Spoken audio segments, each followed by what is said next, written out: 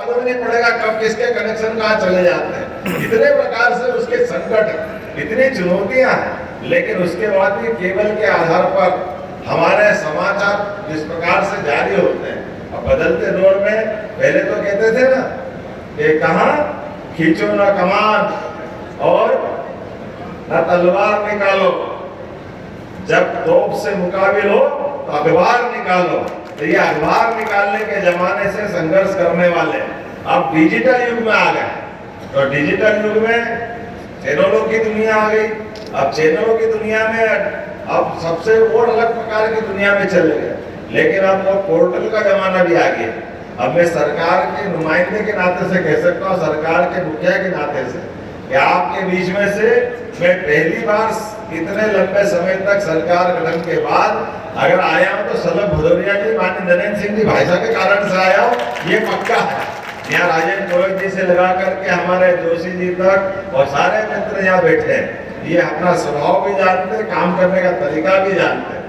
आप में से सब बैठे, मैं यहाँ इस मंच पर हमारे माननीय विधायक बैठे, उनका भी अभिनंदन करना चाहता हूँ। माननीय विधायक हमारे दिनेश गुर्जर जी, बलवीर दंडोतिया जी, श्री मंगल सिंह तोमर जी, माननीय सांसद आशीष अग्रवाल जी हमारे मीडिया के प्रभारी है, राजकुमार दुबे जी आयोजन प्रभारी और राम शरण शर्मा जी सहित आप सबका पूरे मंच का एक बार अभिनंदन कर दें। क्योंकि मैंने कहा है कि मैंने आपकी मांग पत्र को सुन लिया है और माननीय अध्यक्ष जी यहाँ मौजूद है, उनका आपने कहा कि वो स्थायी मुख्य अतिथि भी है। तो मेरे लिए हमेशा के लिए ऐसा नहीं कि आज बोलूंगा तो कल जान छूटेगी, फंसा तो आप ही के बीच में रहूंगा।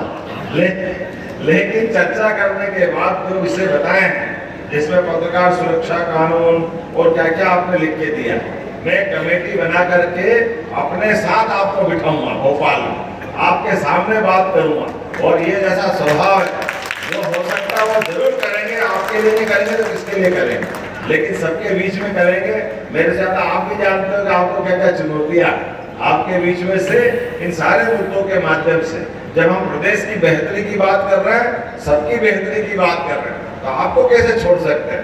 आप ही तो उसका हिस्सा हो, आपके अलावा कोई बात हो सकती है क्या? तो माननीय अध्यक्ष जी आप यहाँ मौजूद है, माननीय नरेंद्र सिंह जी, माननीय सलभ जी, अब मैं भोपाल आपको बुला करके अधिकारियों के साथ बैठ करके बात करूंगा, समय लेकर बैठेंगे और निश्चित रूप से ये जो आपने दिया है इनका हम जरूर कोई ना कोई ठोस निर्णय लेंगे, ताकि अगली बार आपके बीच जब आऊं तो यह हो जाएगा। जैसा बीमा बढ़ाने की बात आई थी, टेलीफोन पे मेरी जानकारी मिली कि बीमे की तारीख बढ़ाना, तो तुरंत हमने उसी समय घोषणा की कि बीमे की तारीख बढ़ेगी, इसमें कोई तकलीफ नहीं। और आपने सबने देखा भी है, आपको उसका लाभ मिला, तो उम्मीद करेंगे ऐसा बार बार मिलना होगा। आज के इस अवसर पर एक बार फिर मेरी अपनी ओर से सबको शुभकामनाएं, बधाई, बहुत बहुत धन्यवाद। भारत माता की जय।